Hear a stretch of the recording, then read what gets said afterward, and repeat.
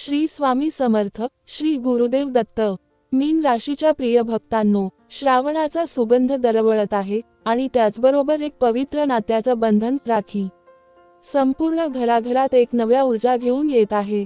मात्र या वर्षी या राखीच्या आधी मीन राशीच्या आयुष्यात एक अनोखा बंध जोडला जाणार आहे. तो बंध केवळ नात्याचा नाही, तर आत्म्याशी जोडलेल्या, कर्माने जोडलेल्या आणि संधीने जोडलेल्या बंधाचा आहे.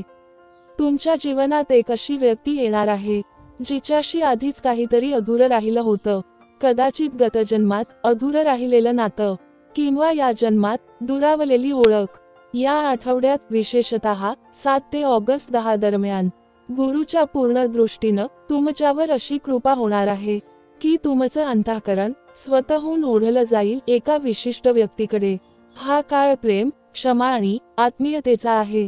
कोणीतरी तुमच्या समोर येईल आणि तुम्ही ज्या उत्तराची वाट पाहत होता ते उत्तर त्या नजरेच्या शांततेत मिळून जाईल. ज्यांचं वैवाहिक नातं आधी तुटलं किंवा जे एकाकी वाटत होते, त्यांच्यासाठी या आठवड्यात नवा संवाद, नवं आश्वासन आणि नवं सामर्थ्य मिळणार आहे. एखाद्या मैत्रीत प्रेमाचं बीज रोवले जाईल, तर एखाद्या नात्यात कधी नव्हे इतकी समजूत तयार होईल.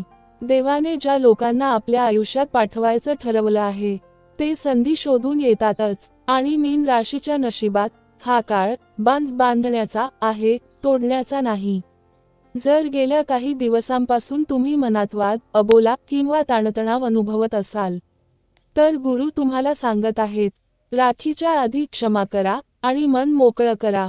यासाठी एक लहानसा उपाय: रक्षाबंधनाच्या आधीच्या रात्री म्हणजेच 9 ऑगस्टला चंद्राला पाहून ओम चंद्राय नमः हा मंत्र 11 वेळा जप करा.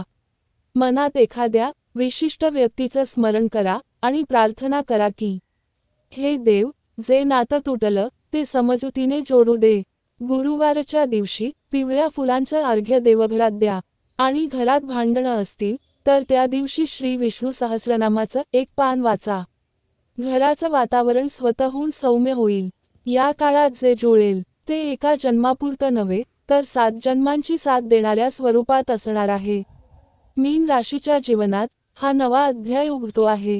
नात्यांचा, विश्वासाचा आणि आत्म्याला आत्म्याशी जोडणाऱ्या गूढतंतूंचा. गुरूंच्या कृपेने आणि भोलेनाथाच्या श्रावणाच्या स्पर्शाने तुमच्या जीवनात येणारं हे नवीन बंध तुमचं मन, मनगट आणि नशीब या तिन्ही गोष्टी बदलून टाकेल.